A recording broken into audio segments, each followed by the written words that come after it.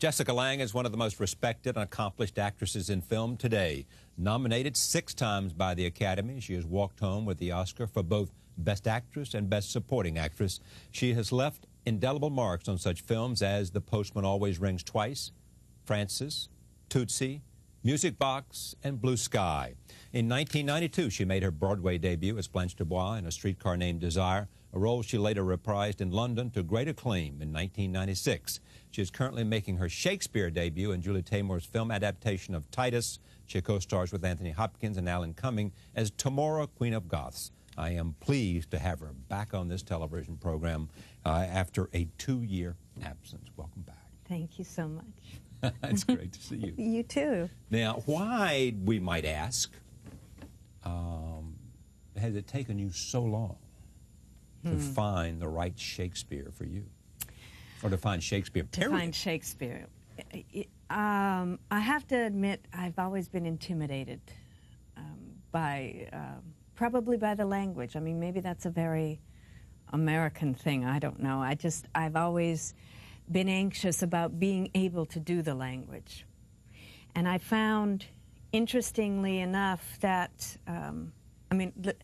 I didn't find it by myself, by the way. I worked with a brilliant woman by the name of Cecily Berry, who comes from the RSC and who is kind of foremost in the field of coaching. The Royal Shakespeare Company. Yes. Right. And she really helped me with it. She made it so accessible. And what I began to find as I was doing it was the language was perfect, which once I got past the hurdle of being intimidated by it, it actually was like a force in itself, and you could kind of just go with it. It had such a muscular, presence, and it was great fun actually. It's almost like once you get to a point, you can make the language works for you. It works for you. I mean, obviously, it works so much better than bad dialogue. Yes, it does. Which is 99% of the scripts. Reading good writing is much easier than reading bad writing. Absolutely, absolutely. So, I mean, once I got past that, I had wonderful experience with it. But I think before that, I was shy of it. I shied away. I'd never really done scene studies, Shakespeare in my scene study classes or in high school or anything like that. So it just presented itself, and I finally said, here it goes. Here it goes. Do it. Do it. So what instruction do you have for people who have the talent but haven't done Shakespeare but aspire to do it, that the language question can be managed? Well, I think one of the problems is that, I know I did, and I think a lot of American actors coming out of the Actors Studio, and this is, I love the Actors Studio. It was the thing that really made acting come alive for me, learning that technique and using it.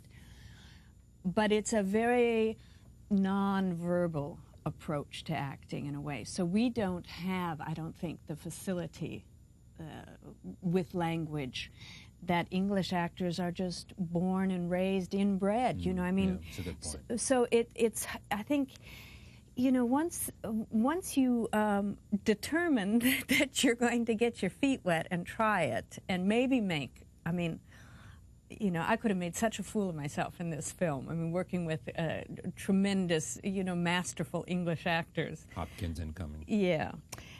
Who had a long history of Shakespeare, as do most English actors. Interesting, though, after Lear, I think Tony Hopkins swore off Shakespeare. Yes, I think he did, too. I remember him saying that. Yeah.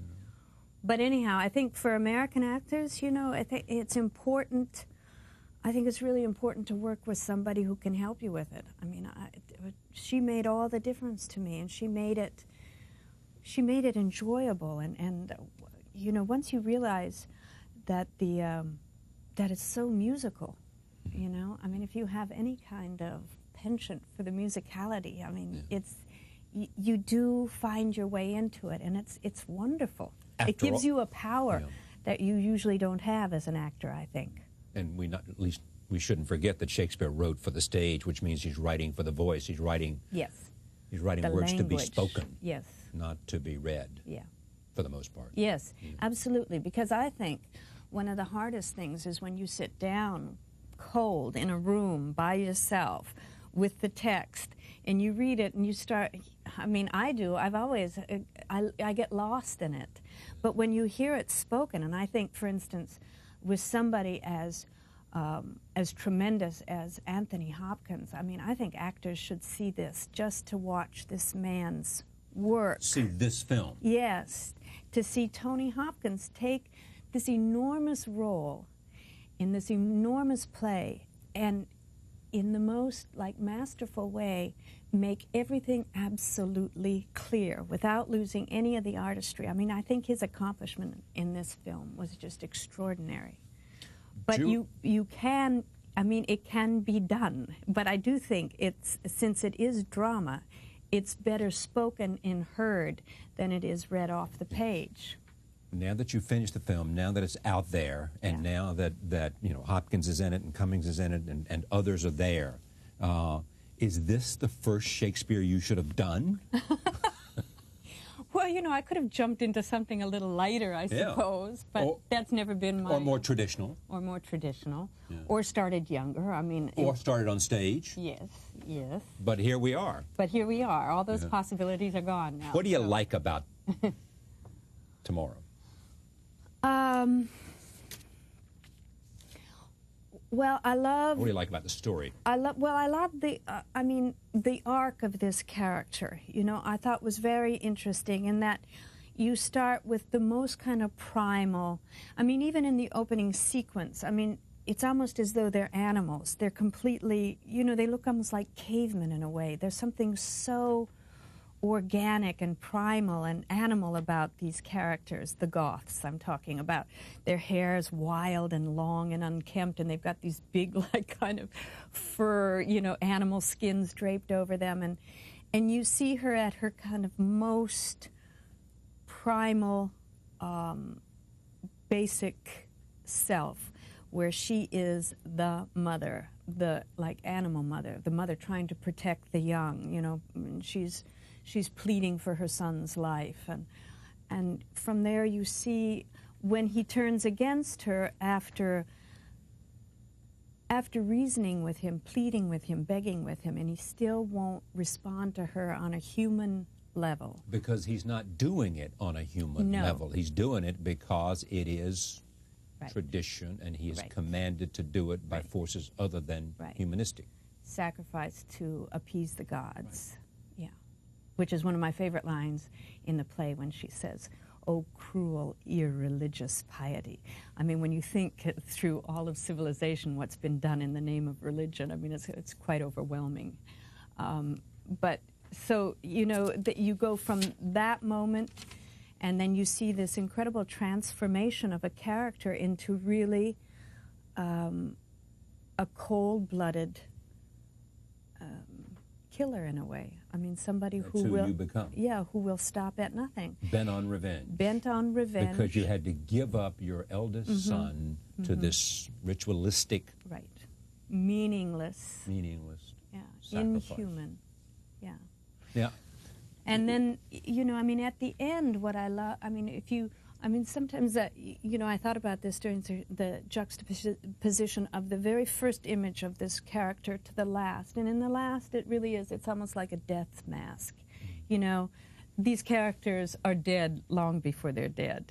You know, this act of relentless revenge has basically destroyed them all long before they're physically dead. They're emotionally and spiritually.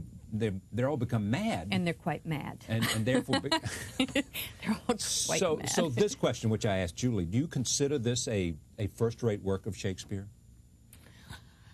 You know, I hate to sound pretentious because I'm not that, you know, I'm not that well versed in Shakespeare. I mean, well, do I think it compares to, say, Hamlet? Yeah. No, I don't. But do you think it's a great story? And, yes, I do. And this is not just some minor work of Shakespeare that nobody knows much about because nobody reads much. No, I don't think it is at all. I mean, I don't think it's his greatest work, but it's not one to be dismissed at all because I think he has in there, like, I mean, I think he touches on things that are so universal and so transcendent of time and place that, you know, and the language, you know, people say it's not his most poetic, but Shakespeare, even at his least poetic, is like poetic. So far beyond what's being written today. On a bad day, he's good. Yeah. You know? But it has everything that you might want in a great story. Yes. It has sacrifice. Yeah. It has, and I think this is what attracted you, family. Yes. It is the story of what family will do for family. Right. It has revenge. Mm-hmm. It has unimaginable violence. Mm-hmm. It has madness. Yes. It has, I mean, it has love, passion. Love and passion. And love. Yeah. Sensuality, sexuality. It touches on just about every human condition. That's why I don't think you can dismiss this in any way as being an inferior piece of work. And this is why you liked it so much, that you were willing to go after it. I like any part that like kind of gives me, you know, a big track, places to go. Yeah, but I mean you've chosen that way. I mean, if you look at the kind of 1,000 Acres, whatever you have done, there is a. I mean, do you find a common denominator in these characters you have chosen to portray? Well, they're all. I mean, I would say the common denominator, and the trajectory is always different, but it always has to do with the emotional journey that the character is on. And where does this character go from where to where? Well, she starts in the most kind of, to me, I mean, it was that opening scene was the scene that made me realize I could possibly do this character, because it is about motherhood, and it is about this the passion of motherhood and the obsession. This is where she is pleading with Titus to save, not to take her oldest son. Yes. And I mean, from there, you know, I mean, it's such a wonderful, because she becomes something that she's not in a way. I mean, granted, she is a warrior queen to begin with, but she's a captive warrior queen. And there's a moment where Alan and I used to kid about, Alan Cummings, who plays Saturninus, about the moment where she actually turns everyone's fate around. And it's written as though it were just a look, when she looks at him and he decides, this will be my empress, you know? I mean, this will be, and it's from that manipulation that she is able to then choreograph. When she is chosen as the empress, then she knows that she can she wields the power, and she can choreograph this terrible revenge. But of course, the thing with revenge is not only does it destroy the one you go after, but it also is self-destructive. So, you know, I mean, there's nothing left of anybody, basically. I want to show your character in which she pleads with Titus to spare the life of her eldest son. Stay, Roman brethren!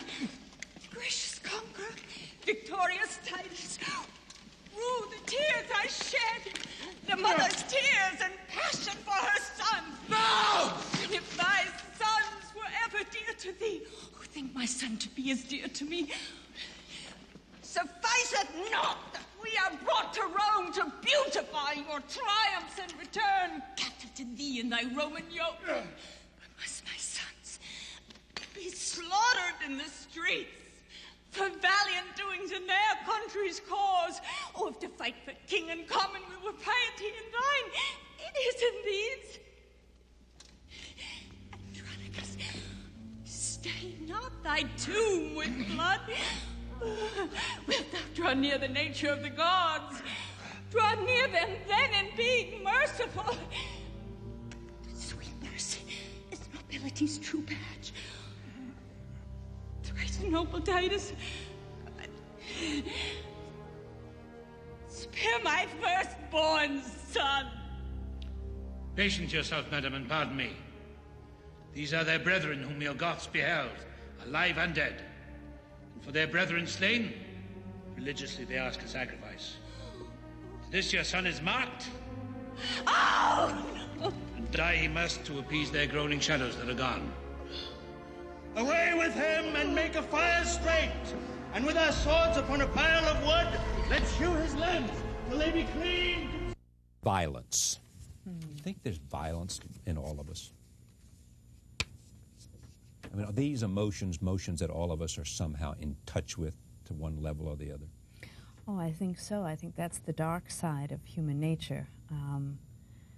You know, I've read some of the reservations about the film that I've heard is that it's so violent. You know, that it's, and when people say that, I mean, there are two things. I mean, one is that the violence is not on screen, but the aftermath of the violence is so palpable and so visceral that I think people, they talk about the violence in this film, whereas actually, you know, you don't actually see the violence on screen. There may be one or two moments where it's actually, but compared to kind of your run-of-the-mill Hollywood film now, the on-screen violence is minimal compared to what I think people are used to seeing. Or nor is it even stylized in the same way that Sam Peckinpah used to Nor is it stylize romanticized or, you know,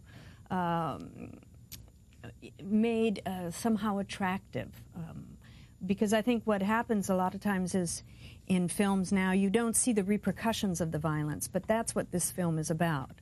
You see the aftermath of the violence and just the devastation of it. So, you know, in some way I think, yes, I mean, we all have that dark side. You know, all you have to do is look through history. I mean, I remember over Christmas I got this book called Century, which is a compilation of, from 1899 to 1999, photographs documented each year of what was going on around the world. Now, there's not one thing in this play that has not occurred in this century. In this century. And even when you look back in the last, 5-10 years, I mean, it's all there. Even though now we're thinking, oh, here we are, it's, you know, we have evolved so far as human beings or whatever, but no, I mean, it's as horrible as it was when Shakespeare was writing. There is 20 blocks from here an exhibition of photographs of lynchings, you know, which is stunning in its power of violence. Yeah. I know. I mean, in this book, there's these photographs. You know, people say, "Oh, mutilation or maiming or, you know, all this stuff." I mean, the decapitations. It's all there. Everything that Shakespeare wrote about has occurred 1,000 times in our lifetime. So. When you were last here, you said to me two things. No, when you were here, the only other time you've been here, you said about acting, "I finally know how to do it." That's one thing you said. Then you said, talking about film, "I don't know how much longer I'll do this," talking about film. Yeah. Has any of that changed? I mean, obviously you know how to do it and you get better. Oh, Secondly, thanks. have you changed anything about how much longer you want to do film? It's funny because I was reading this article this weekend that Diane Keaton wrote about directing in the Times. And she was saying just when she's gotten to and I thought it was so poignant and so true, just as she's gotten to this point where she has all this life experience and all this knowledge, and you add into this all the knowledge of craft after doing it for 20 years or whatever that you bring to it. And then she said, "And I find that no one's interested." And I think that is, I mean, it's a wonderful, in a way, it's a wonderful life lesson. Because here you are at this age where you have all this to bring to it that you didn't have 20 years ago. You didn't have before you had children. You didn't have, you know, when you were 19, 20, 25 even 30, 35. And suddenly, you know, it's just the work isn't there anymore. So, I mean, one of the work is not there to do. I mean, so you've learned how to do it and no one wants you to do it. Well, I think that's part of the problem. You know, you are now at a point where your combination of experience and craft, artistry, whatever you want to call it, is at its height. And you know, the work has just kind of evaporated around you.